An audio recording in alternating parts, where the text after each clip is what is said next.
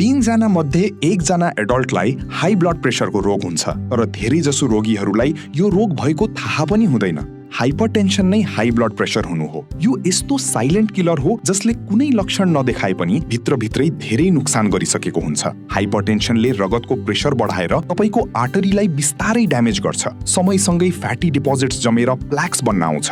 जब artery साँघुरो हुँदै जान्छ, ब्लड फ्लो झन रोकिन थाल्छ, जसले हाम्रो मुख्य अर्गनमा असर देखाउँछ। यो रोगले अन्तमा हामीलाई स्ट्रोक, हार्ट फेलियर या किडनी ड्यामेजसम्म पुर्याउन सक्छ। तर सबैजना मिलेर काम गर्यौं भने हाइपरटेन्सनलाई नियन्त्रणमा ल्याउन सक्छौं।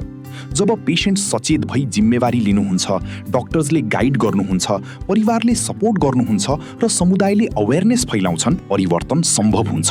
यो वर्ल्ड हाइपरटेन्सन डेमा हामी सबै मिलेर यो रोग विरुद्ध सचेत हौं। Controlling hypertension together.